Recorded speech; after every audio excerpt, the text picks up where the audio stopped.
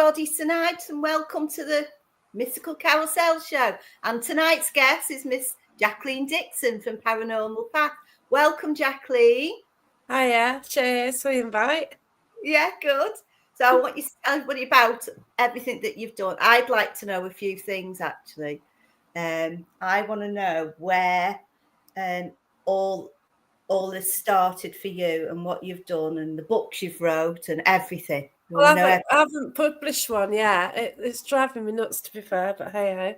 It'll get out one day, for God's sake. It's one of them, isn't it? Yeah. So it's all written and all done, but I've just got to get it over the line. It's with a nice lady at the moment who's proofreading it. Oh, so, lovely. Yeah, so we'll see, you know. I've written about 8,000 words in my new book. So you've got another one as well. Yeah. So sorry. 1, 2, 3. I just kind of hope that one doesn't go out before the first one. No, 3 years later. It's just the way it is, isn't it, really? Your second book predates the first book. Which it might be, yeah. It was like please refer to book 1. That'll come back about 4 years later or something. But yeah, we'll see. Hi, Nicola. Hello. That's why I haven't bothered releasing any other books until the current one is done. And then I'll release it, and then I'll start writing the next one. I won't wait until it's otherwise I'll end up with the books all out of order. It just wouldn't make sense to me, and I'd end up doing my own heading. Well, I haven't even started writing a book yet, but I'm going to start with the 7th book and then work my way backwards. Work your way back. Yeah, it's true. Right, so I was looking at your page earlier, and it showed a beautiful picture of that tree. Yes. Is it in Nottingham Forest? That's my football team. You Reds. But Forest is a great team. Yeah, I've had a season ticket years ago, but Sherwood Forest. It's quite away from me, actually. It's quite a drive. Maybe 45 minutes to an hour away. It's nearer Doncaster than me.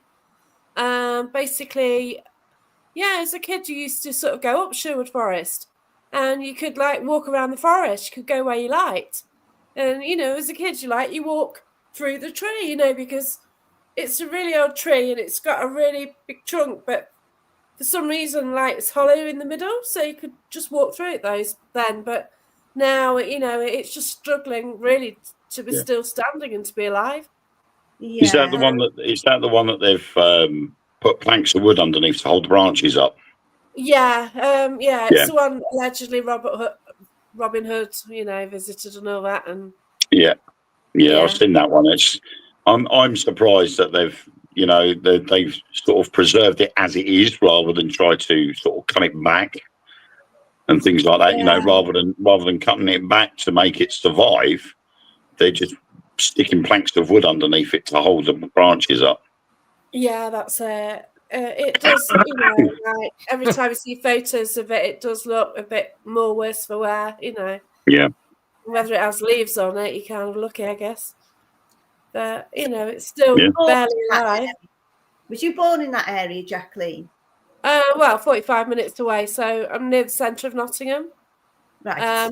My family lived closer to that area because they're sort of more North Notts. My dad's family, but I'm right near I'm in between Nottingham and Derby. Right, okay. Definitely more Nottingham.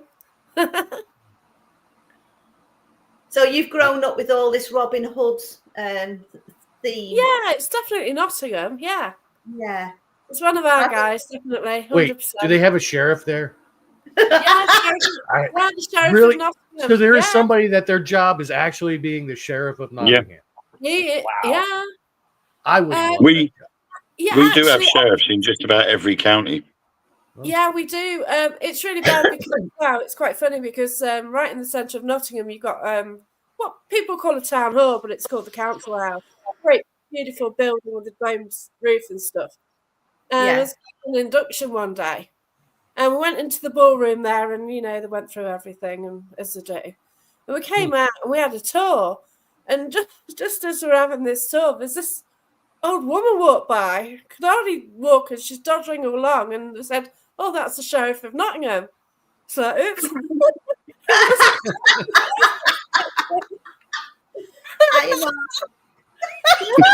That's crazy. I think, well, that doesn't look like the Sheriff of Nottingham, really, does it?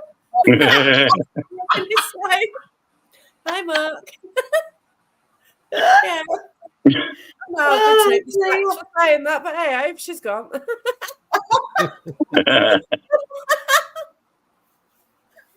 But yeah. Well, you go up to her and go, "You're aging well for a couple of 100 years old."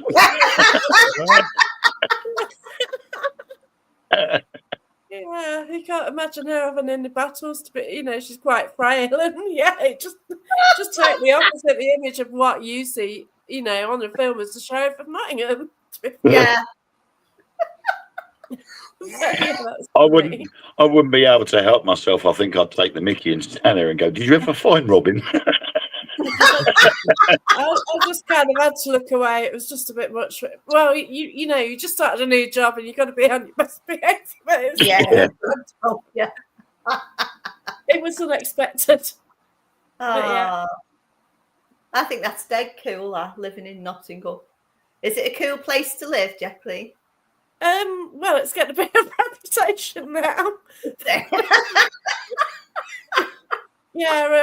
I've been out, I've been out I've been out twice around there in the last few weeks. I'm fine, Yeah. We actually have an area. I live in the States, obviously. I live in Philadelphia. And one of the suburbs out here, part of it is named Nottingham. Wow. So there are a lot of places here in and around Philly, but in the country as a whole that have counterparts, I guess you could say, over in the UK and over in different places like overseas and stuff like that. Yeah. I mean, we have an area in Philadelphia called Kensington, which obviously is a very ritzy part of the UK. However, here it's not. You don't want to be there.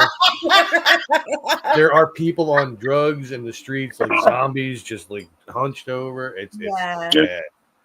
I had that at the weekend. I was doing an investigation at a place called Boston. Yeah. And I was doing this is bizarre. I was doing a live TikTok feed from inside a coffin in one of the towers. Seen a little bit of it. I do that. And I was in there for about 20 minutes, and one of my followers from America turned around and went, "When did you come over here?" And I went, "No, this is Boston, UK." I said, "You'll find that Boston in the UK is older than the United States of America." We'll and he went, figure that one. "Oh, right, okay." Since people from there came here to found here, Yeah. Well, look at New York. It's like, was it New York? They loved it so much they named it twice. Well, they named all the English towns and cities over there, didn't they? Yep. Yeah. Yep. So, it's and New England. Well, there's also a place that I'm very familiar with, just outside of Philadelphia, only because I grew up there mostly, and my mom currently lives there. It's called Croydon, which is another place, and I've done videos in that area for my channel and stuff. So, I mean, I've done them in Nottingham too, but I just didn't call it Nottingham. I called it the name of the county itself, which was like Bucks County or Ben Salem and stuff like that. But there's a lot of places here that are named after places overseas. It's crazy. We don't think about it here when we're growing up until we hear, like, you hear Croydon and you're like, wait, what? What do you mean Nottingham? What? Not here? Of course, there's like 3 different Philadelphias in the States too, but this is but this is the most famous one, of course, because we got Rocky Balboa and cheesesteaks, and it's but yeah, I mean, it's weird. Brilliant. How old was you, Jackie, when you done your first podcast? How old? That's rude. Yeah, I know. Yes, Joe. 5 years Always. ago. Oh, that's good. Did you take to it naturally? Oh, we just did it. You know what I mean? It's because the we couldn't go out in 2020, could we? Without mentioning it, otherwise get blocked on YouTube for mentioning the word. But, Wow. yeah, we couldn't go out, and Neil Packer from Haunted Antiques was doing HAPRC live feed channel, and sort of sent an audition to Kelly Ellis. Well, that's actually when I started my channel. All right. During the pandemic in 2020, because I go in the wooded areas, so it's it's outside and stuff like that. So it's not like they were banning that. But that's what started the channel. So it's been 5 years that I've been doing what I do. It turned into something different, but it just started off with me wandering around the woods taking video. That's cool. People loved it. Yeah. Took off. Oh Christ, Joe's in a mood today. That's great that you're going to have a show later on. Hi, Joe. You'll be okay. Oh, mood. Take a Myadol, man. So, what's the most interesting place that you have ever been to investigate? Hard to say, really. I've been to so many sort of decent places. Be right back. Different things for different reasons, really.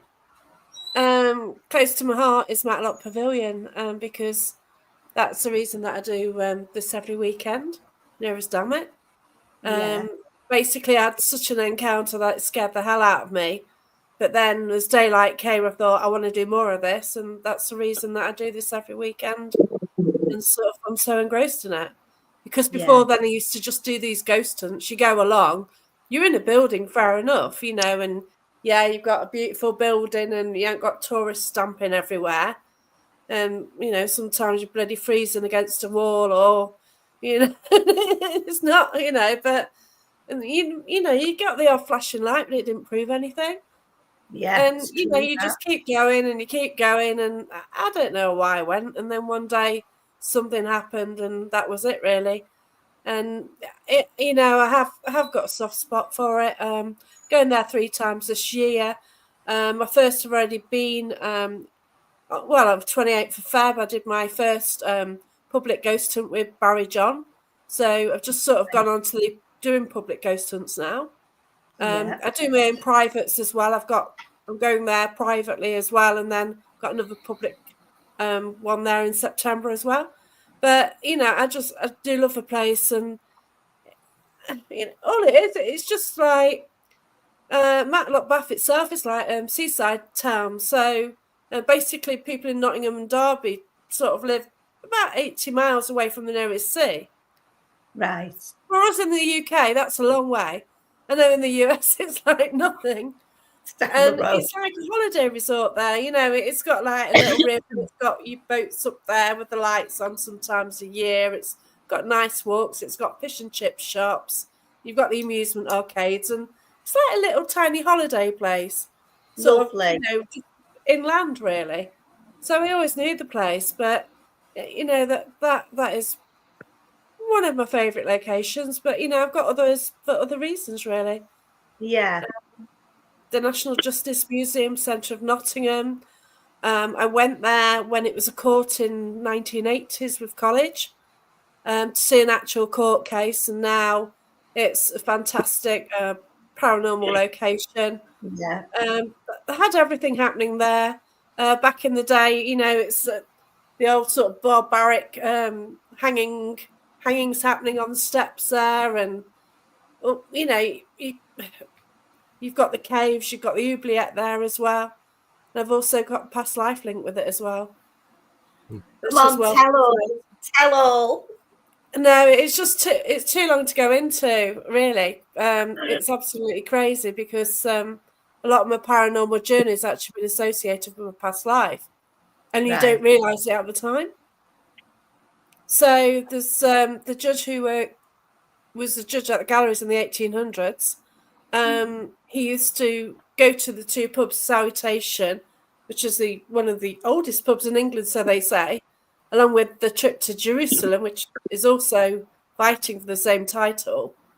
And sort of I've encountered him there, and I encountered him in another building as well. And then it turns out I've got a past life association with him. And it's just a bit weird that whenever I do something, he kind of appears. And anybody who's like investigated with me on one of my private events, he does tend to make himself known, which is odd, but intriguing. I think that's great. Wayne just almost got hit in the head with a cabinet door.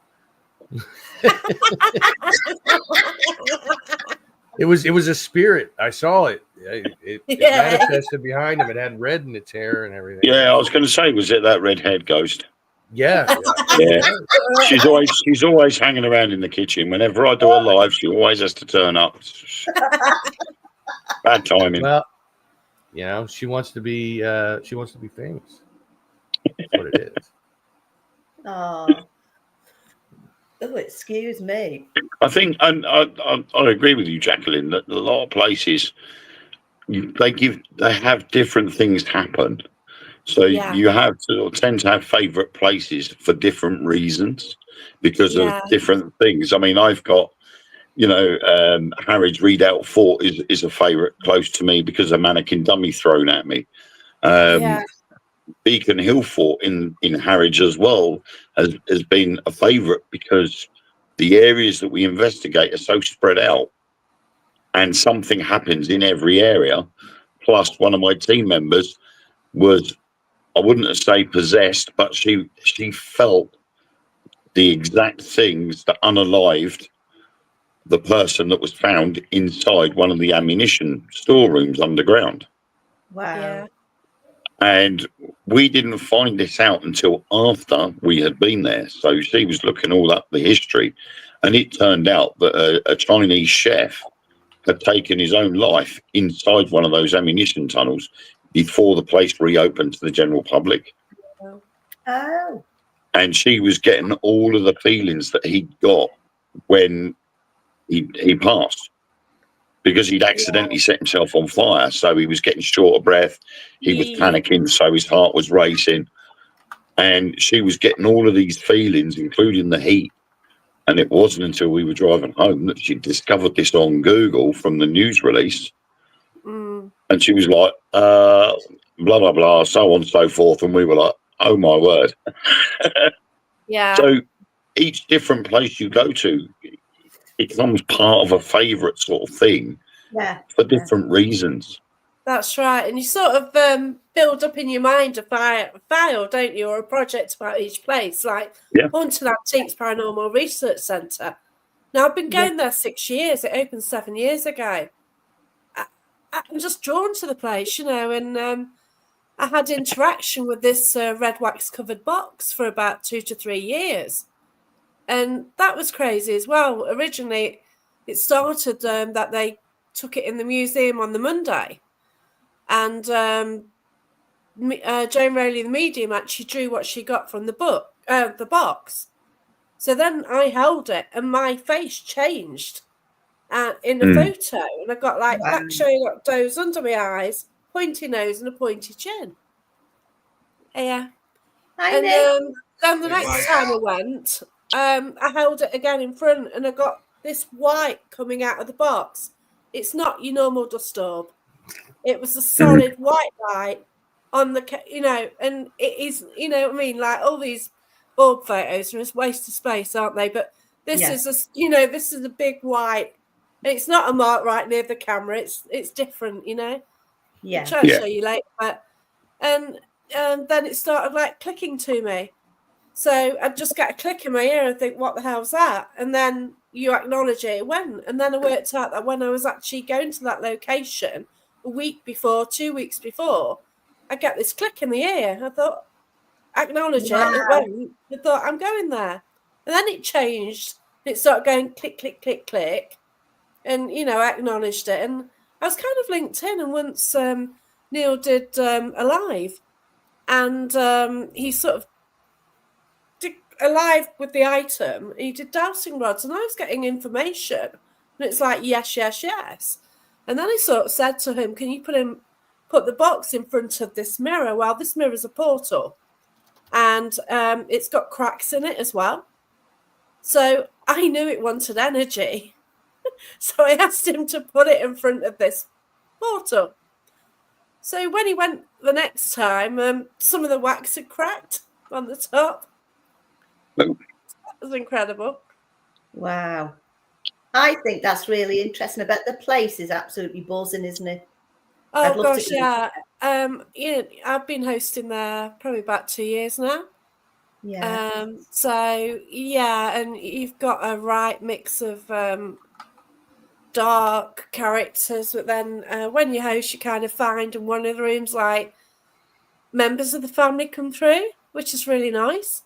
So there is the seance room, and for some reason, like the spirits in the centre, they sort of leave it just for family members to come through.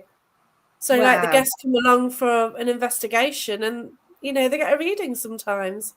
Yeah. And it's so beautiful, and it's like there's one case, and it's really weird about the timing for the guests as well, because sometimes they can sort of book on it, and sometimes they have to wait because it's sold out or something.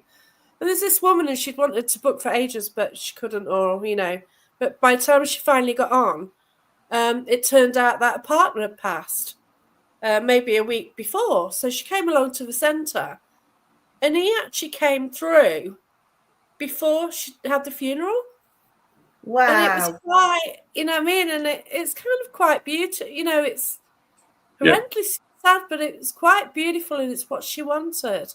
And then others kind of go because it's a partner, they don't believe in it, and then the loved one comes through. And it's kind of special how things work like that, isn't it? Yeah. Yeah. We had something similar while we were filming over on Mersey Island near Colchester.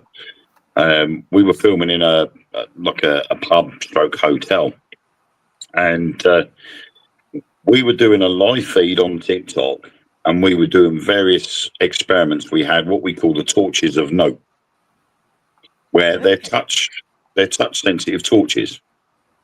So they only go on if someone touches them.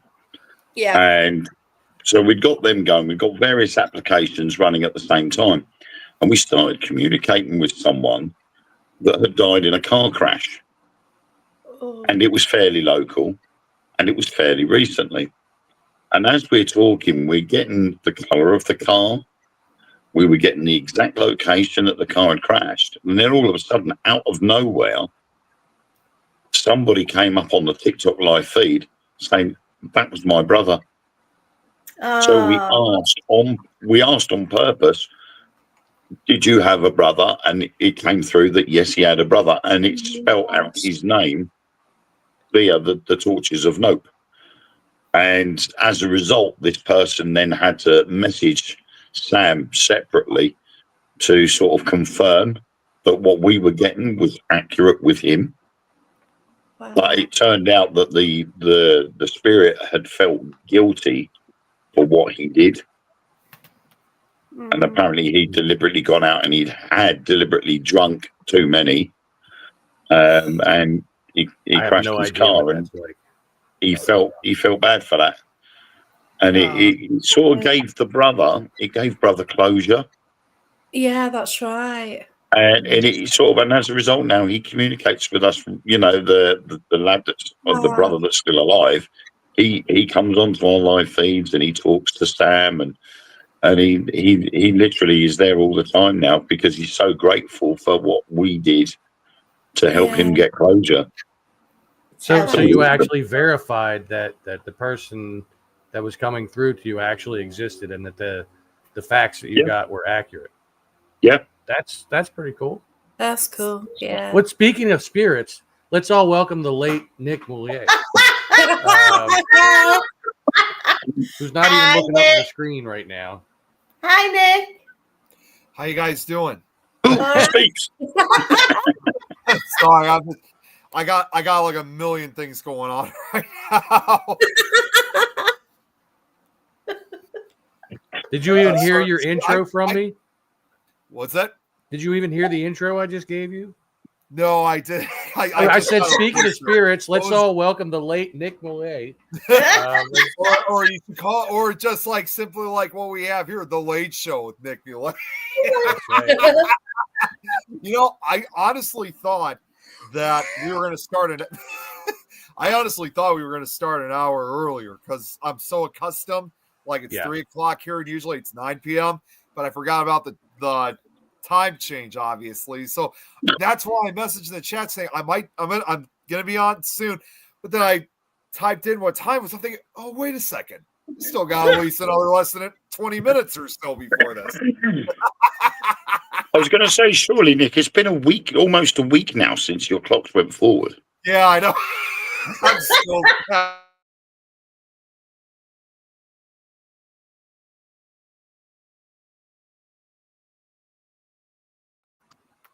What happened?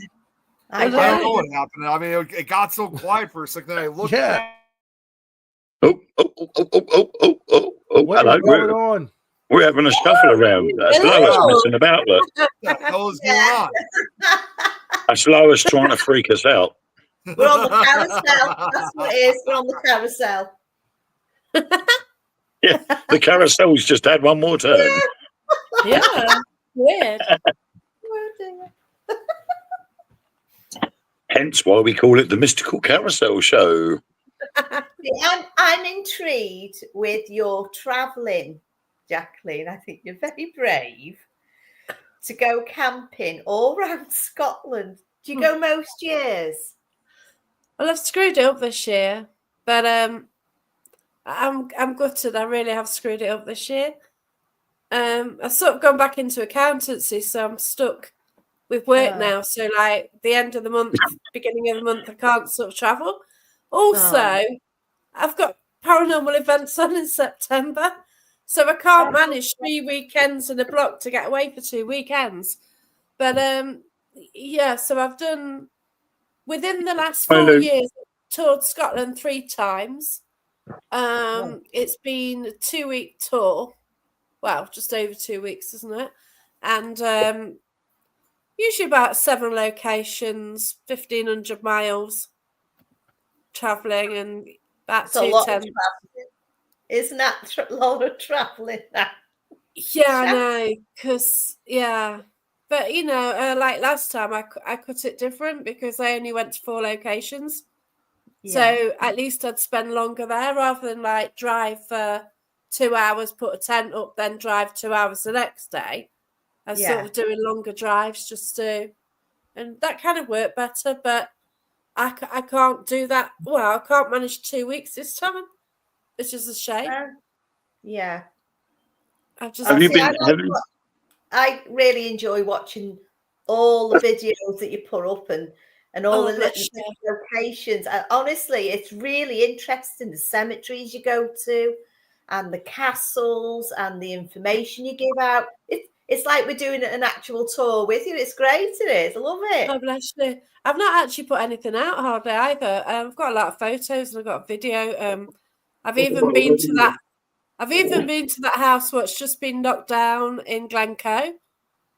I've been there and I've got footage of that, but I didn't see fit to post it. Yeah. If you know what I mean, it's a house which was owned by a mountaineer. But unfortunately, and you know, it's well-known house, but unfortunately somebody dodgy lived there after that, so they've just managed to bulldoze it. But I did go there, and I felt compelled to like walk around it because you can't sit. But yeah, I did like traveling around Scotland, and you know, obviously I met up with Phantom Seekers Paranormal. Eileen, she's lovely. Highland Paranormal as well. They're lovely. Lois, and you know, before I have met with Scott Mathewson as well up there, and it's, you know, it's just great to sort of meet like-minded people, isn't it? I even met Tony Ferguson up there 1 year. That was mad. So I kind of interviewed him, and then he said he was going up to Scotland, but that was it. You know, I didn't know. So I was up Scotland and I was at Caerhun Castle on the campsite. And as I was like I was in the tent, I was like just scanning through Facebook as you do. He put some pictures of him at Caerhun Castle. I thought, my God, where are you? You know, you've just been like 5 minutes walk from where my tent is.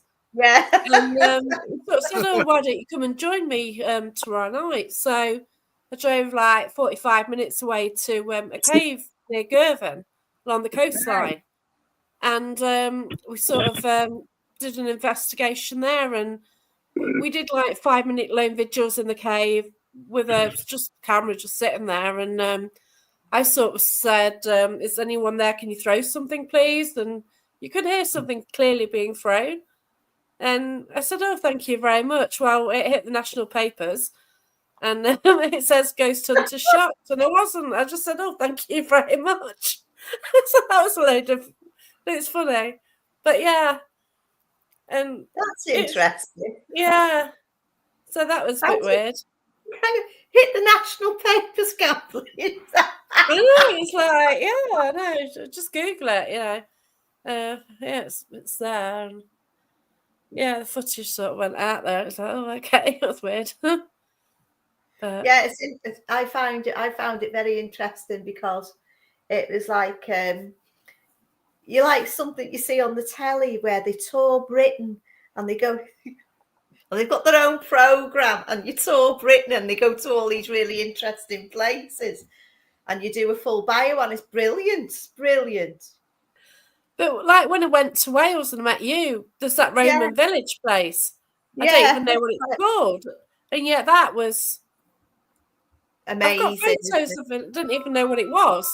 So I've got all the photos to put out. I've got all the history to put out. But I'm about 2 to 3 years out with my photos. I just don't have time to edit them. It's shocking, isn't it? It's called Sligwy. Oh, I've got no chance. I know you don't like the trash your crackers, doesn't it? I can't even do it. I can't even do. I'm back with Scottish words and Welsh words. I've got no chance. I really haven't. I really have not. I cannot do Welsh words. Yeah. Sorry, it doesn't. I'll be going back to Shell Island soon. Oh, yeah. Well, I've got. I don't know when because I don't know when I can get a week in. That's my issue because I'm just dying to go to Shell Island again. It's opening like in a few weeks, and like, oh my gosh, yeah. So I will be going sometime. Brilliant. Yeah. Well, I'm supposed to be going to Pendle tomorrow, but it's been cancelled because the ladies I'm going up to meet, they're all ill. They've all got this norovirus thing going on. So I'm going to a secret cave instead down there. Ooh. It's great. If you come up, we'll get together and I'll take you. Cool. Yeah. Mm-hmm. Interesting. You'll love it. Yeah. Yeah. I'm just having a weekend off. I'll let you know when I'm up, Shell, anyway. So, yeah. So have you been up to Argyll and Bute yet, Jacqueline?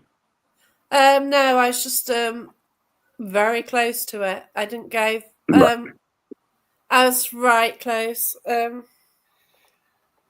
Excuse me. But,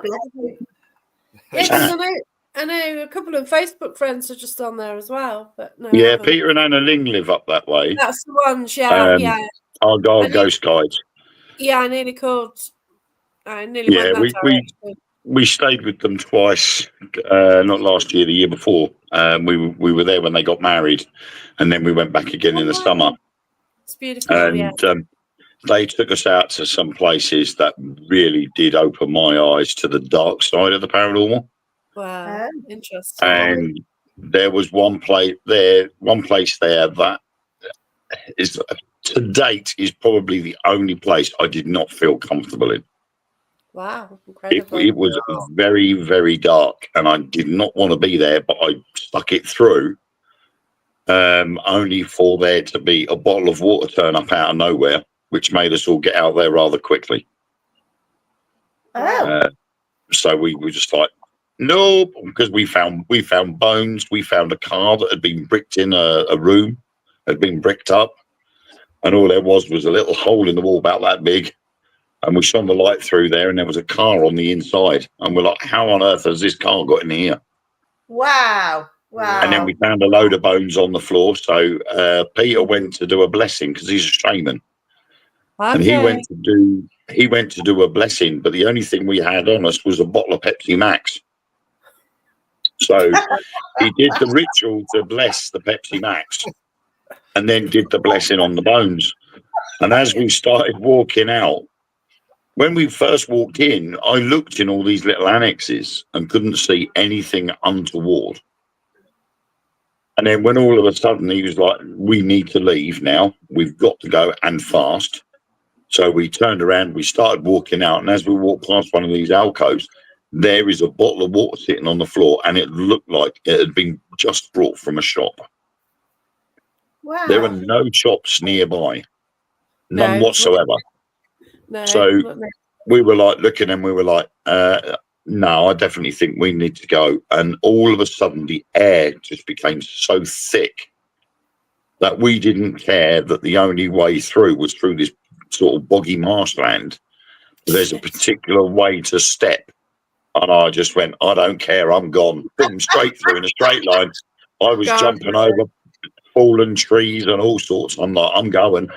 And then we went to a church that was next door. And the second I walked in that door, I'm like, don't like being here.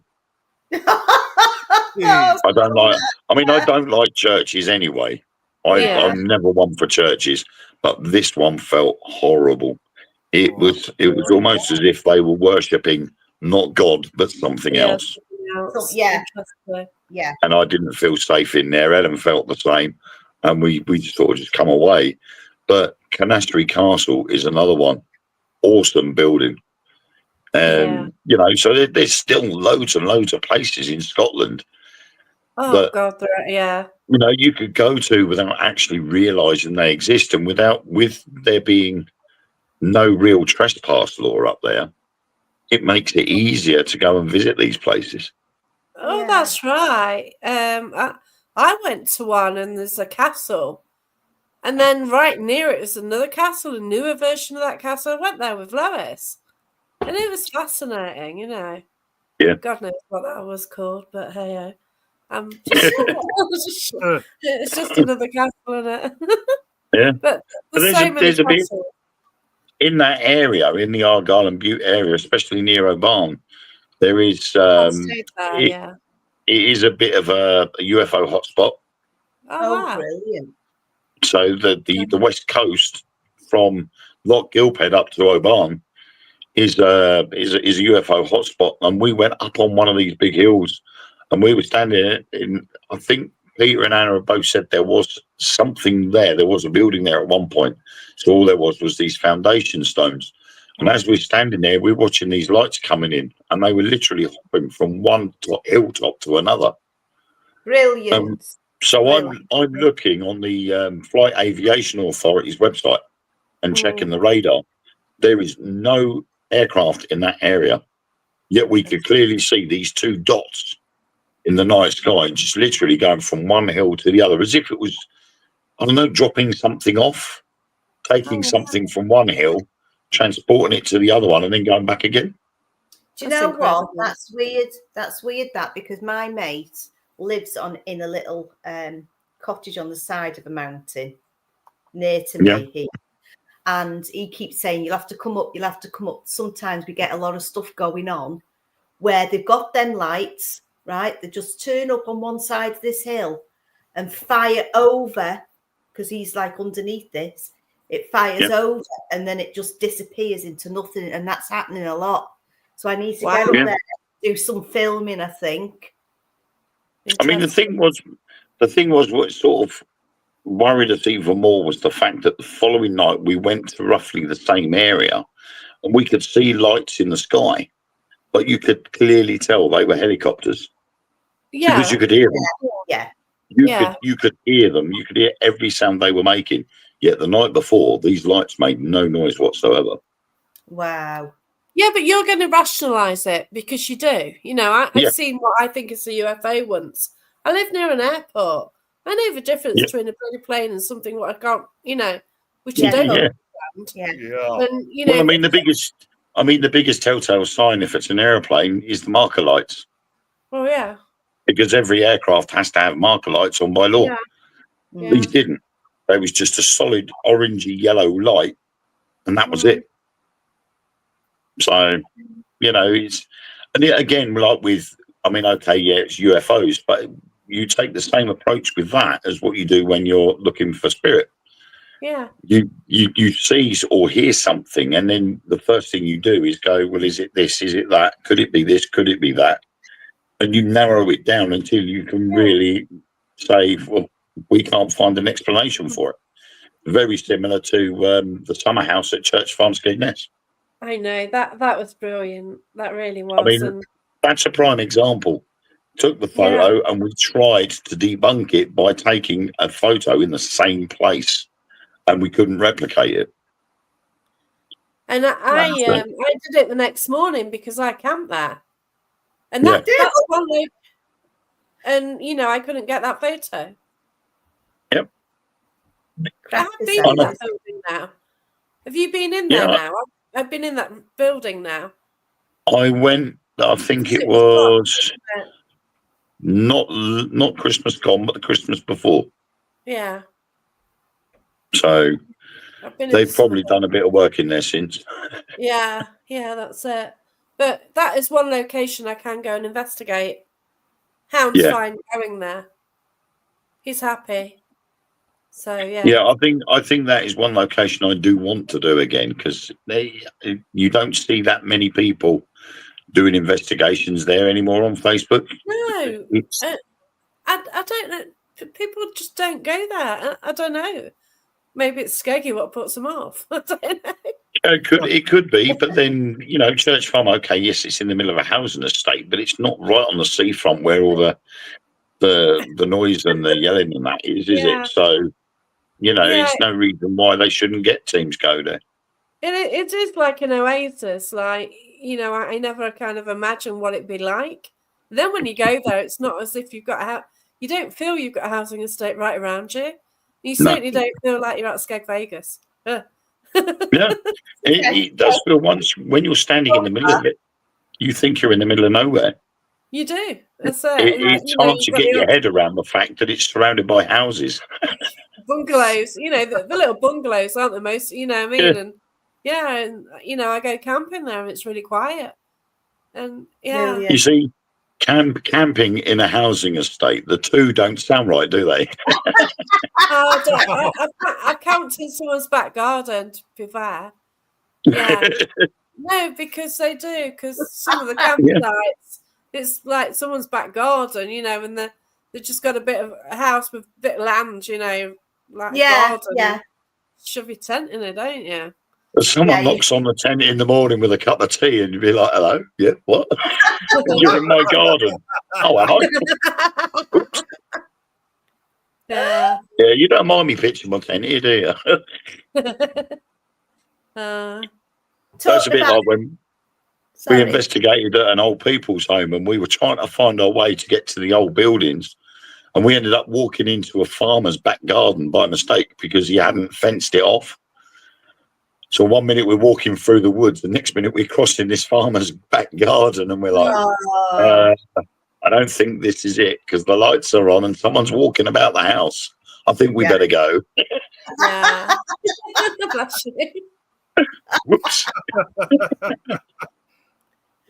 I seen something very interesting on YouTube today, actually, and it was this guy who was in Perthshire, and it seemed very flat.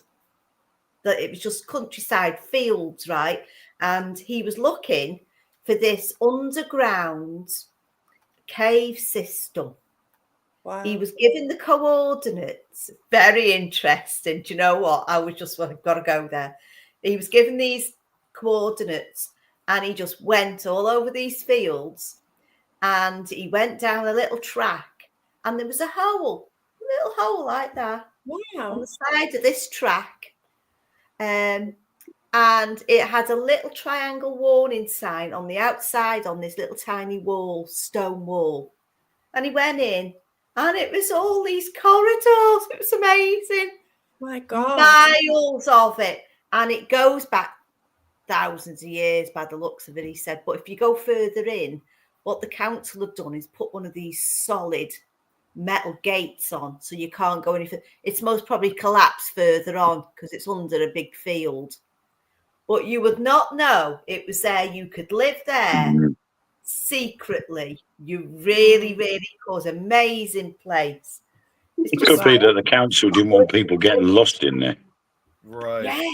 Be like the Paris catacombs, go under there and never come back out. Have you ever been there? No, to be honest, I think I've watched too many Hollywood movies. I don't think I'd want to go down there. I'll be scared of what's in there. There's one thing that I'm not too bad with underground areas in a location where they're only it's only a couple of footsteps away from getting out. Yeah. But I think if I was to go to an underground labyrinth, that would be me saying, "No, you're all right." I'm kind of okay now. I used to have a problem.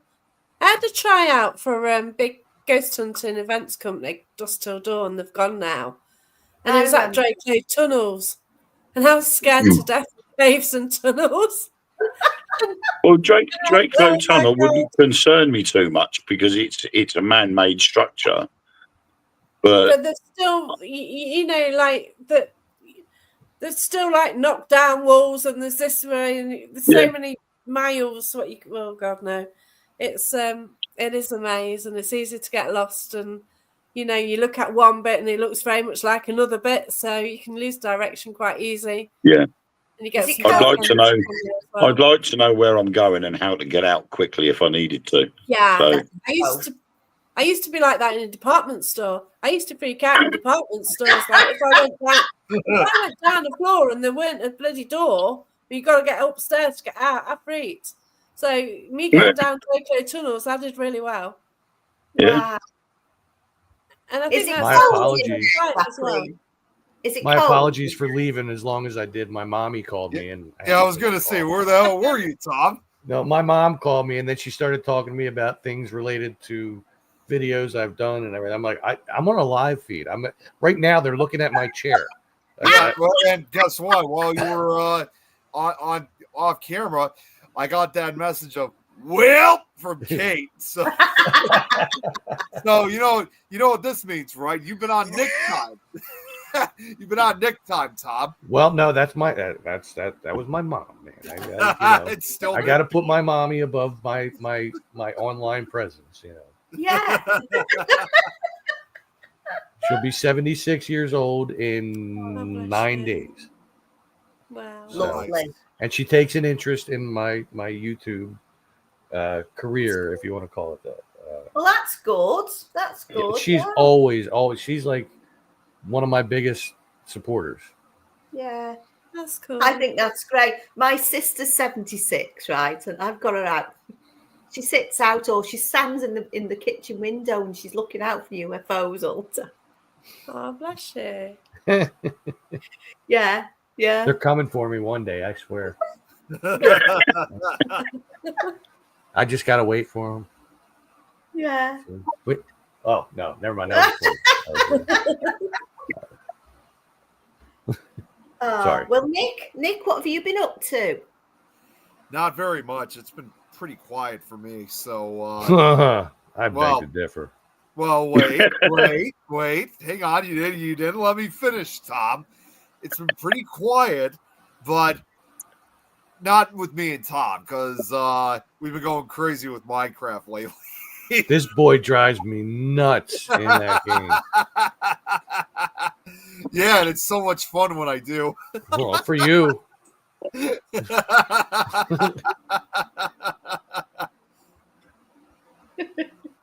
I just have too much. Who's the best player? Sorry, is it you, Nick? Oh, far from it.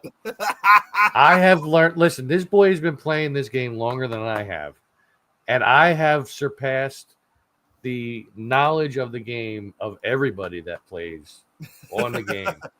I have made things that they're like, how the hell did you do? I'm like, well, I do my research. I watch YouTube videos. No, Yeah, he's not blowing it up. son He's did that burning to it me. down. Yeah, I we bought- also did have a problem like that. What Lois just said, not blowing stuff up, but we flooded. Well, somebody flooded Tom's house. You just admitted it. No, I did. I meant to say someone. I mispronounced it. I didn't say it was. Well, How do you mispronounce someone with I? I don't. yeah, I don't know who it could have been. It was obviously one of us. It wasn't me. It wasn't me. I wasn't even in They the house. flooded out my bedroom in the damn game.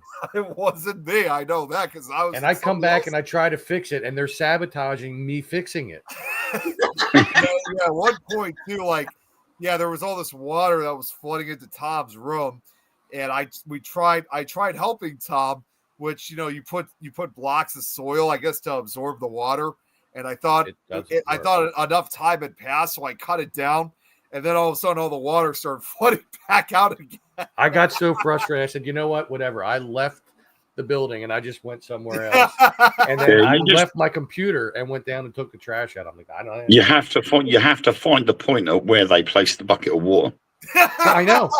And that's what I was trying to get to. But between this guy and Miss Kate, they were just like getting it like I was like, you know what? Yeah. Whatever. You guys fix it. You messed it up. I was building a castle because I only play Minecraft on creative mode. Yes. So I was building like a castle complex, I suppose, and I'd got different towers and different hillsides and stuff. And I'd got to one that had got partial hollow inside it, and there was lava and water coming out in the inside. And I'm trying to blow certain bits up so that I could turn it all into part of the building. And my son just comes up to me and he goes, right, he said, I've got an easy way of doing that. And he went click, click, click, click, click, click, click. He said, you might want to get out. So I got out, and then all of a sudden the whole mountain blew up. I'm like, yeah, thanks. I think that was a little bit extreme. He'd gone and built a nuclear bomb. You know what? How did you know how to build that? He went, oh, well, I watched YouTube. Yeah. And in reference to what Willow said, that she thought Robert said, it wouldn't be a far-fetched thing since the man likes to sleep in my bed all the time. I'm just saying.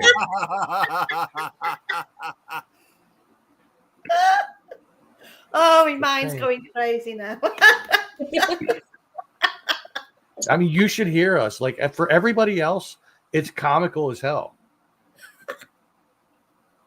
But for me, it's not always comical. I'm sitting there. I'm like, oh, Jesus Christ. This guy. I build this thing. It takes me 3 hours to build this thing. He comes in here 2 minutes into the game, and it's on fire. So I stopped building things out of wood for that reason. And now we've learned that we can use water instead of lava, and apparently, I still want to know. I still want to know how zombies can get inside a completely sealed off room. if it's dark, they can spawn in there. Yeah, they could spawn when it's dark, even if you have it sealed off. Yeah, you could still. So torches are a needed thing. Oh yeah, I've got lanterns and torches, hanging off the ceilings and the walls and everything else. And then all of a sudden. And if it's not zombies, it's llamas and their llama keepers. Oh, the traitor. Oh, the traitors, my traitor buddies. And I'm like, right, that's it. Onto these swords. And I go and I kill them all. I don't have them in my buildings. Yeah, he doesn't like it when I kill traitors and villagers. Yeah, because they're innocent. Yeah, well, they shouldn't be in the damn house. Yeah, but they're guests of honor. All right, listen, bub. I mean, you have to remember though. I mean, they're guests of honor though when they come when they enter the house. They're not. I'm like, you're in here. That's all.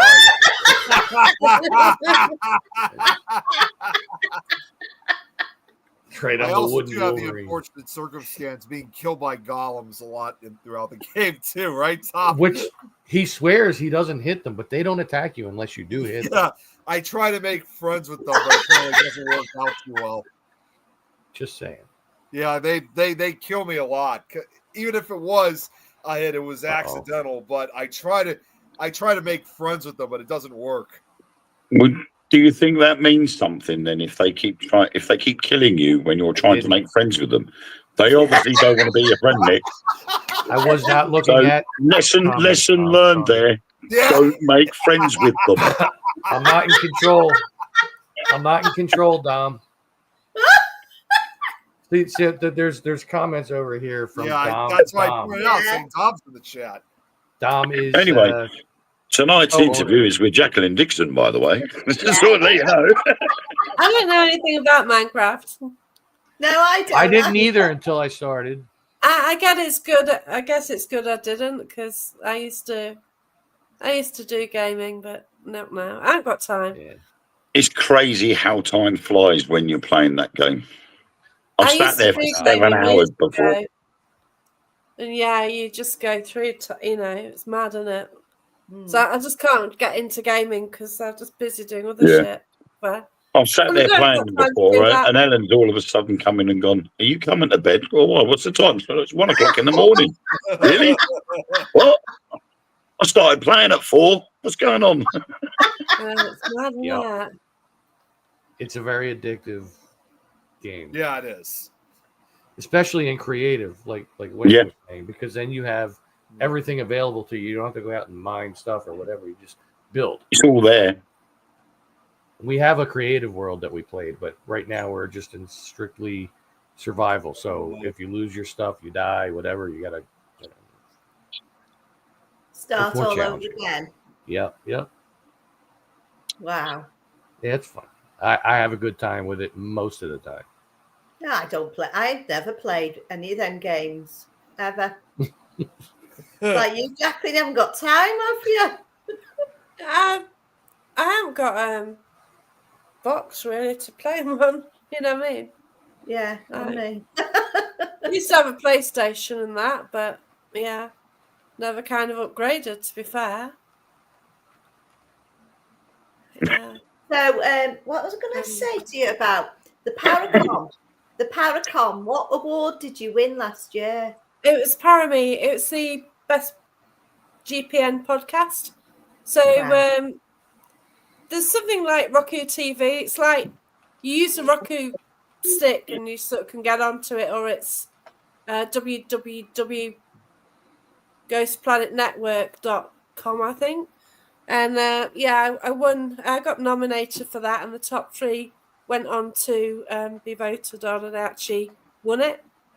So, congratulations! Yeah, so well shocked with that. So I've been up for nominations again this year. I've been nominated again. I'm in the top 3. So see what happens. Well, that's something to be proud of, that, isn't it? Yeah, I don't shout about it though, because there's loads of decent podcasts out there, and loads of people do them, and I'm honoured. It's great. It's the first time I've ever won anything in my life. Wow, it really is. So I've actually got a trophy. Yeah, it's lovely. And it is lovely. Yeah, it's like the Oscars of the paranormal world, isn't it? It's great. It's kind of sweet, isn't it? It's somewhat, I can see it from here. It's and it's there, and it's cool. And I think Barry John presented it, and he is a friend of mine. And oh my god, his speech was so gushy. It's like Jesus. We cry, you know what I mean? It's like, oh my god, why did you just let and oh dear. It's really Lord. emotional kind of what he said, and then I did a little speech which has been recorded. But that's brilliant. It's a beautiful moment, and I just do what I do, don't I? And I kind of some Mondays it's hot, I go out 8 till 9:30 on the Things Network and Paranormal Path and YouTube, and it's kind of hard doing it every Monday, and sometimes it helps me because sometimes I do live on my own, so sometimes it is a struggle, and you can have a really shocking day at work, and then Monday night all I want to do is sleep. You think, oh shit, I've I've got a guest, you know, I don't want to let anyone down. So you go ahead and you do it, and it helps me. You know, you go to bed, you're happy. You know, you probably spoke to somebody for the first time all day. You know, I do a job like 8 till 4-ish, and I work from home, so I don't actually speak to some people. You know, I can. Yeah, that's it, isn't it? Yeah, it's about it's communicating, isn't it? Yeah, I see it all the time in my job, and some people, they don't see anybody for weeks. You know, the only people they see is us, and you can see how lonely people can actually get because they don't do anything. But it's like you say, you do your interviews, and that just boosts you up. So that's perfect, isn't it? that's got you through Monday. Yeah, that's right. And you know, like, you know, I've got I sort of carefully pick who I want, and I don't know, I'm kind of drawn to who I get. I've got Richard Felix again in a couple of weeks. That's going to be funny. Oh, Richard Felix. Awesome. Yeah. I used to host at Derbyshire. I used to help out. I've met Richard a few times, you know, like I saw him a few weeks ago, actually. So he had his operation, and the following Friday or Saturday, it was at ghost hunt at the jail, and he was there. I said, "What are you doing there? You know, you should be in bed." Everyone would go, "Oh wow, Richard." I go, "You know, look after yourself." You know, and I'm knacking him. But he was probably more worried about making sure the jacket potatoes were all right. Oh, I know. I tell you what, he's gone on to TikTok and he's nailed it, hasn't he? He doesn't know what he's doing. He's getting I think it's pretty much the same for all of us, though. When you go from, say, Facebook onto TikTok. Yeah, I'm trying. I don't. It's a bit daunting to start off with because you go live once, and then you'll get when you've live's finished, you then get a message from TikTok saying, "Oh, go live for 45 minutes tomorrow, and you could earn this." And then you do it, and then next minute is do 3 lots of half an hour over the next 3 days, and you can get this. They keep throwing these challenges at you to make sure you go live to try and boost you as a creator. Yeah. Me, I'm not bothered. You know, like Saturday night, I did a live feed from a coffin, which was bizarre. But that was one hell of an experience. And it was so weird because I was in there, I had air, I was ventilated, you know, but I was getting hotter and hotter. The more the minutes passed, the hotter I got. And then after 20 minutes, I said, "That's it, enough's enough. I'm out." So I opened up the lid, and my teammate lifted up the lid, and she jumped back, and she went, "Wow." She said, "That's like opening up a sauna door." Wow. And I went, I couldn't describe how I was feeling, but when I think back at it, I look at it as if the spirit was present in the body to the point when the ovens got switched on, what that person would have felt like. Gotcha. Because it just got hotter and hotter over the 20 minutes. It just kept getting hotter, and I'm just that's it. Wow. It was the heat that got me out of there rather than anything else. Frightening, that is, yeah. And I said, "Does anybody else want to try sitting there?" Not one person wanted to go in there. Sweaty coffin. And I'm like, well, the problem was the coffin itself was brought to hold the deceased, and the body was actually put in the coffin, and then the family went to the viewing, and they didn't like the coffin. Right. So they said, we want him taken out, and we want a different coffin. And the hotel chain that owns Session House brought the coffin as a Halloween prop for a Halloween walkthrough thing that they did last year. Oh my gosh, right. And no one had the guts to get in it then. So I'm the first person to actually sit in that coffin after this guy did. Oh my God. Wow. So I'm like, hey, look at me, I'm brave. Woo. And I thought after 20 minutes, I'm like, it's a bit hot in here. That's weird. So you wouldn't think that, would you? You would not think that you're going to you would have a go at this coffin, isn't it? It's like having a go, isn't it? So you get in and you have this experience, and then you heat up. Yeah. But that was the thing. That was the only way I could describe it, was if I was actually alive in that coffin when it goes into the crematorium, that's what it would feel like. My God. Well, they used to put bells on some coffins, didn't they? So just in case they buried someone alive by mistake. Ding-a-ding-a-ding. Which Yeah, they sorry, did. mate. You're gonna be gone by the time they dig down to you. My God. Yeah. Because they used to find if they'd opened them up, scratch marks on the inside. It's unbelievable, isn't it? Yeah. Wow. That's because there are some conditions that leave your body lifeless. Yeah. Yeah. And of course, when that person suffered from that condition, they automatically thought that person had died because there was no response. Yeah. So they would bury them without realizing. And then obviously they'd find out at a later date that they weren't actually dead. Tom, They all know.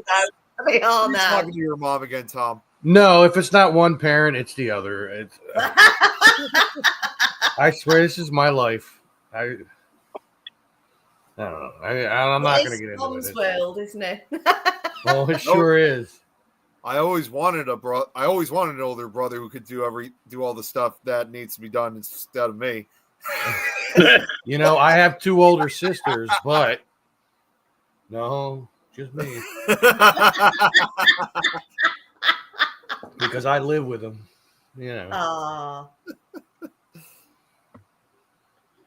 That's the worst, though. I'm the youngest of 2. Yet anything that needs to be done over here in England, that's my job to do.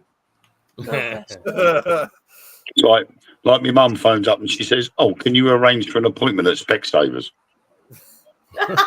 Thanks, Mum. When do you want me to do it for? Oh, when we come over. Yeah, when's that? God. You need to sort this out. Yeah, we'll sort it out when I come over. But can you do this first? What? Seriously? It's not my stuff to sort out. It's yours. Just stay and get all food with you and don't annoy me. I sometimes think that our parents, when they get older, are worse than we were when we were kids and they were taking care of us. Oh, that's because they want payback. Yeah, they want payback for the way we were towards them. Then make it even. Don't go above and beyond. Come on now. I mean, I just turned half a century old, and this is getting old already. I'll tell you. Well, it's all right. When I got to half a century old, my mum forgot my birthday. Wow. I got totally ignored in favour of my nephew getting 21. Oh, jeez. So I'm 21 is a bigger deal because then you can legally drink. It's in the States, yeah. Well, yeah. 18 here. It used to be 18 here. I say it's 18 here. It's 18 here unless you're on the streets, and then it's whatever age you like. Yeah. Well, or actually here, if you're in the woods, it doesn't matter what age you are. Somebody just has to go buy the keg. That's it. The worst part is if the police catch you drinking in the streets, the police here don't do anything about it. They're probably likely to join you. Well, they don't do anything now anyway, do they? No, they don't. No. It's mad now. It's gone crazy. It is what it is. Yeah. Yeah. So what have you got planned for this weekend coming then, Jacqueline? I'm going on a private investigation, so friends invited me along. There's 10 of us going. It's a place which isn't investigated. It's not on the circuit. Yeah. It's a building which I've known for years, really, and it's always kind of fascinated me. So it's going to be interesting to get inside and see about it. It will never be sort of public location, so yeah, I'm quite looking forward to that. I think that's nice.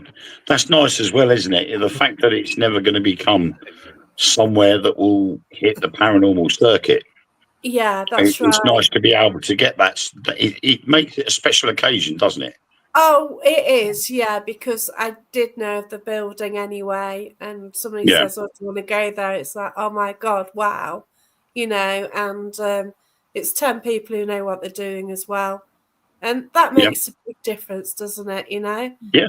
Like, I mean, we have that Recession House. It's 161 years old. No one's investigated there before. We're the only team to ever go in there.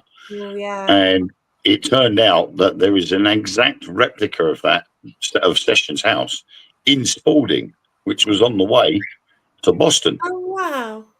So there's two buildings identical to each other, not that far away from each other, yet Session House has never been investigated before, ever. And I think it shut down in 2005 as a courtroom. Right. And lots of the stuff is still in there. So a lot of the cases are still up in one of the two towers. There's a big wall that is full of boxes, and some of them are still sealed. And because they're listed, they can't be opened. Yeah. And they've still got the case files inside them. Oh gosh. And we're like, oh my word, how cool would it be to be able to get into one of those boxes and just look at that case file? Yeah, wouldn't it just? Yeah, that's right. Be awesome. So it makes it all that more special. Yeah, you see, I went to Shepton Mallet and sort of investigated all night. Then we got a bit of free time at the end, and I sat where the prisoner seat sits to talk to a visitor. Yeah. And I picked up this information, and I basically picked up his story. But the thing is, the crime happened in the 70s. And basically, he wanted the family to know of the victim that basically he didn't mean to kill her. And I think, like, if he's trapped, that'd be the reason.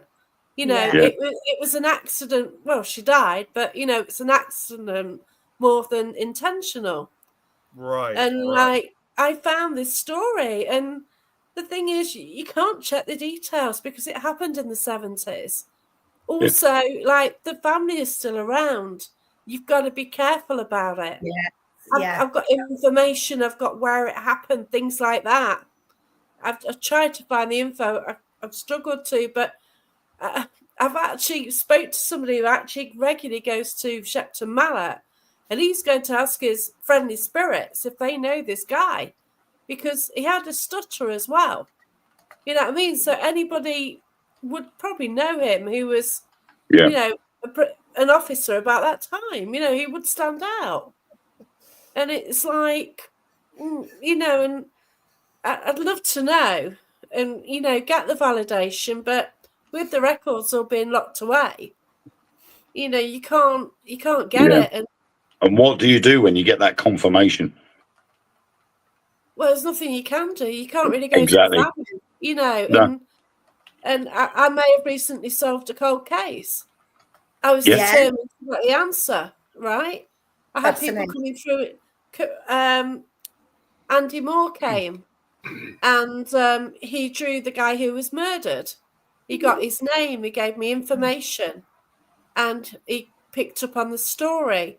I went back again, and somebody went into trance and they got the name, and somebody then tranced the murderer through.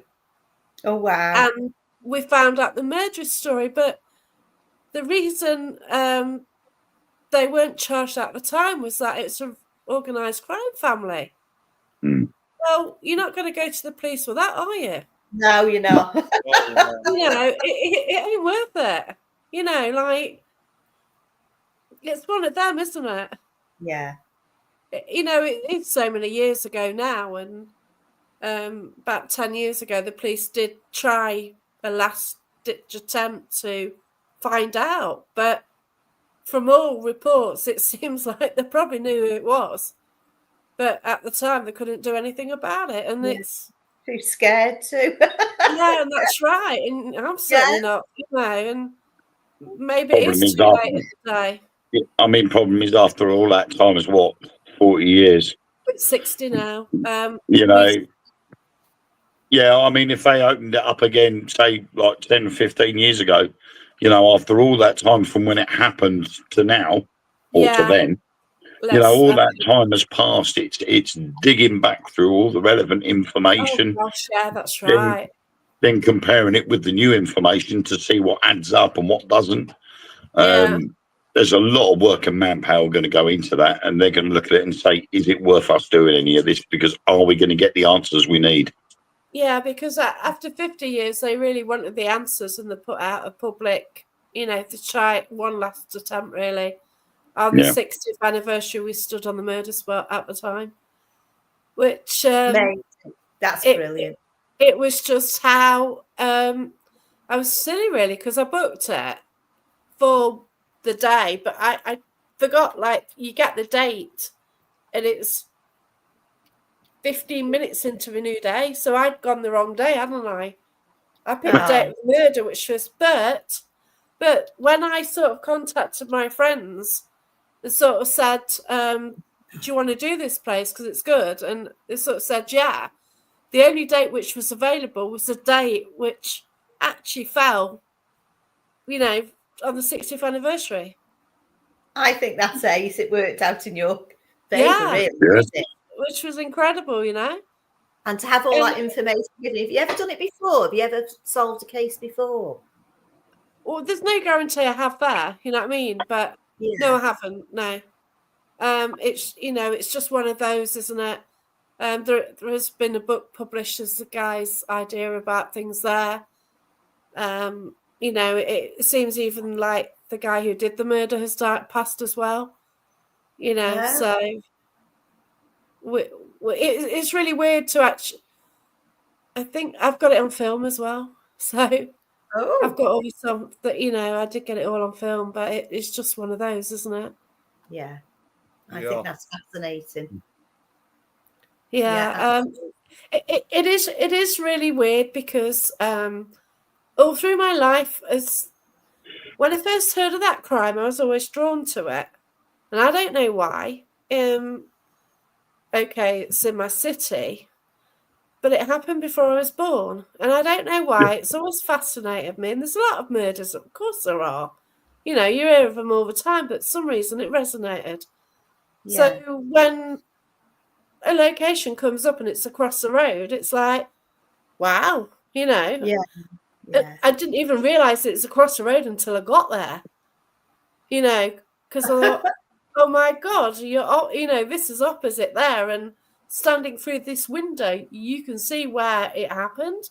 So somebody could have actually watched it happen, and and then like to go. I've been there a few times, and then to go with the intention of finding out who the killer was, and then to the last 2 visits before it shut down, to actually get the name coming through and to actually get somebody trancing the murderer through as well. And, it's just so fascinating. But then I get my past life come through there as well. So this is even more weirder. My friend actually tranced my past life through. And he was basically in an oubliette shouting, "Let me out." And he tranced that to me. And then the judge, who I mentioned earlier, he then came through apologizing to me for murdering me in past life. Oh! Wow. And it was like, fuck. And like, these people didn't know all this past life stuff. Yeah. But, I clicked on, and this girl who's a great medium, and I clicked on first what was coming through on the trance. And then this girl, she'd met the judge with me, extremely close to me when I got to the National Justice Museum, was attached to me, to be fair. But she says, and as soon as I arrived at that place, she says, "Oh, you've got that man with you." I said, "What man?" She says, "You've got the judge with you." But then for him to come through in trance and crazy. That's crazy, that. And it was all meant to happen. It was meant to happen. Yeah. It's just, it's so random though, isn't it? It's insane. And yeah. And it's still going on. He was even at my investigation last Saturday. He appeared there, didn't he? I can't get rid of him. Following you around. Oh yeah, he used to drink there. He used to do. He used to have. Yeah, he used to be at that location back in the day. Wow. Yeah. As did I back in the day. Yeah. Yeah, and it's just like, oh God, it just goes. So my first book like actually covers it. So you think, and the reason that my first book was first delayed was because there's something I didn't know about the ending of my story on my past life. Yeah. And I thought I was hung, but I wasn't. I shut down the oubliette. And, you know, how I found that information out. And Mandy West, the haunted historian, I gave her some information, and she's actually validated it. She's got his name through history, that the judge, the name we got actually existed in history at the time period, at the location. Wow. So, you know, so it has been tied up to history as well. And I'm feeling really cold, so it's probably around me again. So that happens. Yeah. Yeah. Right, you're talking about me. Yeah. He does that frequently, and it's just like mad, isn't it? And Yeah. and it's a bit odd that, you know, this year I thought, you know, it's all gone and everything, and then, you know, I go to that place which, you know, is opposite the building where somebody killed years ago, only to find out, oh, there's links with my past life there as well. And Wow. but Yeah. then realising that I booked the National Justice Museum and the Salutation to go to just afterwards, which are two other haunts of his. So it's like, I don't think I can go anywhere in Nottingham without getting issues on that front. That makes it interesting, doesn't it? He does get around a bit, doesn't he? Well, yeah, but you think like in a past life, you get a judge who's got his own like rings and stuff going on, trading and prostitute ring and all that sort of jazz. You know, he would have lived in a house. He would have drunk in the Salutation pub. He would have drunk in the trip to Jerusalem, and he worked at a court. And I asked him some questions at the Robin Hood Legacy about 8 years ago. Then when I was at the Galleries of Justice about last year, I asked the same questions to different people who were doing a human pendulum, and I got exactly the same answers. Right. And it was different people. Yeah. Yeah. Yeah. And Yeah. it's just when you get stuff like that, isn't it? So this judge, is he a bit of a bugger? Is he a bit of a bad man, do you think? Very. Yeah. Because like straight away, I went to a location, my private booking, Salutation, last weekend, and straight away, you know, I take different people there. And Lorraine was there from Boston Way, Oh, and she came along, and she went in the cave and says, "Oh, what do you get, Lorraine?" And she says, "I get a man." She says, "It's John. He's a gentleman, but he's not a gentleman," she said, "and he's well dressed." And then she got more. I thought, oh my God, it's true already. Oh gosh. Yeah, so she picked up on him straight away. But saying that, he didn't join in any of the night. He was just standing back all night. Yeah. But she picked up a lot to do with him. And it's just fascinating. And her daughter picked up on one of the characters who's named in the cave as well. So she got a name through it. It's like when you sort of go to a location and other people come along, mediums, and they pick up the same name. And I love that. You know, I don't tell anybody anything. And, you know, I just, It links it all together nicely, doesn't it? When you've got information that only you know, and then somebody else turns up who you're not associated with them in any way, shape or form. You've never given out that information. That's and then all of a sudden they're in a vigil and they come out with the same information that you've already got.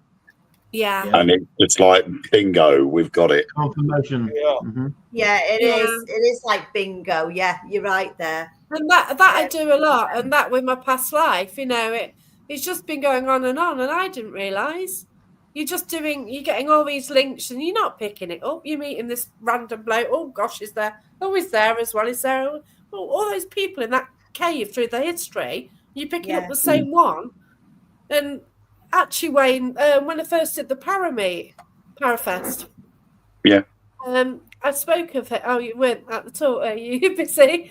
Because you were still outside. But I actually, at the Parafest, I sort of went into the story how, you know, you got a spirit living in one place and he went to 2 pubs and he worked somewhere else. And, you know, I'd investigated all places and he'd shown himself. And it was then when I didn't have a clue about what I know now, you know. What is that, 3-4 years ago? And how the story's changed since then. You know, and I have had a past life regression done. I have got it on film. And my God, it puts some pieces together. You know, and you know, it does tie me in with him. I think as well, you get that you get more information the more you go back to the place. Oh gosh, and he's willing to communicate that little bit more. You get that little bit more information at the same time. Yeah, that's right. So it then builds that story, and that story then gets bigger and bigger, and you're like, wow, this is information that I can look at. You've then stored that information, and then it gets confirmed by another group who you don't necessarily know, and they turn around and say, well, we've got this, we've got that, and you're like, hang on a minute, that ties in with what I already know. Yeah. And that story then that then gets even longer still. Yeah, and it's fact that I went to the Galleries of Justice, National Justice Museum, you know, obviously it's changed names to one. And, you know, I turn up there and this girl comes over and she says, you've got the judge with you. Well, she didn't know anything, you know. And then I had a bit of an issue on a vigil and somebody was a minister and had holy water. So he sorted it because it got a bit intense, to be fair. Get back.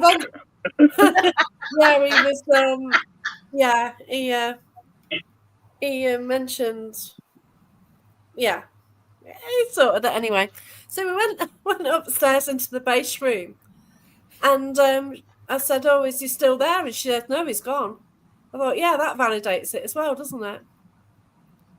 Yeah. The fact that the holy water just clear, you know, and but, you know, anybody who's investigated with me, I've just that's crazy stuff. Because I bet you must have thought at some point along that journey that you were doing, you were going to these different places and you were getting him through, or people were getting him through, and you must have thought, oh, it can't be the same one. It can't be. But that went through your head for a while, did it? Well, I didn't get the past life link. I did mention, you know, at the Para Fest those years ago, basically about the story, about meeting him in different places, but I never realised why. And then I was doing a podcast. So within the last 5 years, and I just kind of said this story. And Patricia, a friend of mine, she sort of said, well, I see that you hung at the galleries. Like, what? You know what I mean? Like, where's this come from? Yeah. And then you do the past life and you find, oh, Jesus, you know. So I was slung down the oubliette in the National Justice Museum. And it's actually my next public event. Nice. I've actually sat, so where the oubliette is, it's right in the foundations of buildings, cave, because Nottingham is actually a city of caves. You know, we've got caves underneath it. So right in the basement of the galleries, there is this cave, and right near that is an oubliette. It's got a metal grill over it. So I'm sitting there doing a vigil, just calling out. I've got a stone thrown at me. Yeah. You know, I've been in there, Jackie, years ago. Yeah. Years ago. And do you know what? I was fascinated with them caves. Absolutely fascinated. And I found it very active outside in the courtyard. Yeah. The hangings happen there, I think. Yeah. The far end. So when we were having the walk round, they were down there looking at the gallows. You know, they were showing up with the gallows. I was reading some of the walls, the bottom end. And as I was walking around, somebody punched me in the back of the head. Oh, Christ. And I thought, oh my God, they certainly let me know that they're here. But I thought that place was amazing. Yeah, it is special. And, you know, that's why me and Barry sort of booked it as a public event, really. I would definitely go there again. Definitely, yeah. Oh, it holds. And actually, to make it even weirder, it was the first place that I did my first ghost hunt. Oh, is it? So Brilliant. it's all this random tying things in, isn't it? Yeah. It's just weird how things have happened, and it's the location of my first ghost hunt where something happened. So Fabulous. Oh, can I introduce you to Robert? Robert, this is wow. Hi. Mm-hmm. Hi. Carousel joins us right at the end of the show. Bad timing, Robert, I'm afraid. Well, if Nick can come in halfway through, I can come in and towards the end. Well, that's it. I mean, the show would not be complete if we didn't have Nick coming in halfway and you coming in at the end.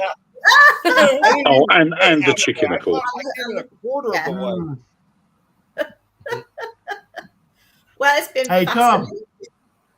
Look at all them chickens. Look at all those chickens. I'll have to get chicken licking down, won't I? She's hidden upstairs out the way. I've got the little girl version. Chicken licking. Yeah, chicken licking I've got.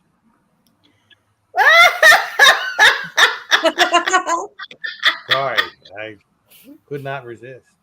At least I've been watching since just before Nick showed up. So I have been here, just been in the background. See, he's been here longer than you have, Nick. Yeah. You sure about that? All right, well. Well, Well, there is well. Well, I think it's been a good show. I think it's been a fascinating insight into Jacqueline's life and what she's done, and I'm looking forward. My apologies for not being here. A lot of it, parents. Yeah, because you got to take these phone calls from your mommy and daddy. Well, my dad's here. It's not a phone call. Yeah, actually right there. Yeah. The call was from the mommy, but I'm not calling him daddy. That's just weird. It is really, isn't it? Yeah, it is. I'm not. He's dad. The other Tom. The other Tom. Well, he's not a senior. We have different middle names. So he's Tommy Senior and you're Tommy Junior. No, I'm Tom Senior. My child is Tom Junior. No, you should be more Tommy Boy. Yeah, he's Thomas Francis. He's Thomas Francis. I'm Thomas Matthew. Well, I was going to say you should be called Tommy Boy because you're like Chris Farley. Oh my God!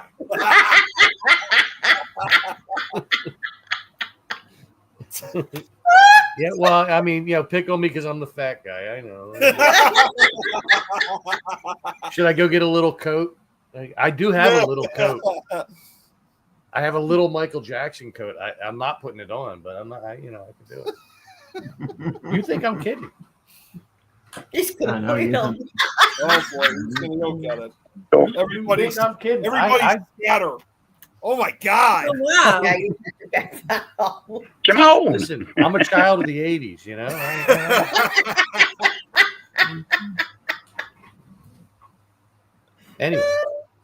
Anywho, I keep going. I'll prolong the show another hour. You don't want to get me started. Right. Well, unfortunately, we're going to have to cut it short now because we've got another show to come up. Yeah, Joe's already on, and it's time for us to go. Yeah. So we were given our instructions, and we were told an hour and a half only. Yes, really. I know nothing. We have faith of making you talk. Ooh, and she makes what I say? After you. Wayne, I can do that too in brackets. He's telling you to read between the lines. She's just straight up with the line. You got to read between the things. Yeah. What did I say? Two become one. There we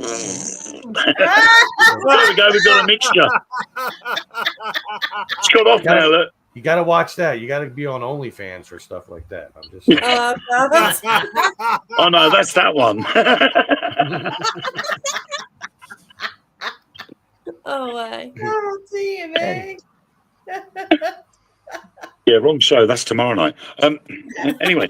Yeah. Little insight into Wayne's life. Anyway, He's on the beer. Wayne at onlyfans.com. No, I only sell pictures of my feet on there. Oh, well, no, that's feet.com. Oh, God. That's a different You can account. make a lot of money selling pictures of your feet. I believe so. I believe Oh, so. God, anything goes, doesn't it? Yeah. Somebody will have an Well, armpit. I've fetish, only you got know? the one. Well, you could say, look, I'm having a Yeah, half well, I'm off sorry, sale. Robert. You should have brought more. I'm sorry. There are. I did take pictures of other angles of my feet, so just the one's not good enough. I'm afraid. There's enough to fit a whole photo album. You can have a half off sale. You know. Yeah. Yeah. I Wait. keep asking the shoe shop seller if because I only got the 1 foot, can I get half off? Right. You know, it's weird. You can't go to a shoe store and just buy one shoe. It's weird. Yeah. But anyway, wait till I get a Veruca. There'll be a whole new load of photos on there then. Ooh. Oh, don't. It's like nail fungus. Nail fungus and wine. Ew, toe cheese. Lovely. Mm. Goes Goes well on some Ritz crackers. Anyway, the show was great until that point. Thank you for coming, Jacqueline. No problem. Yeah.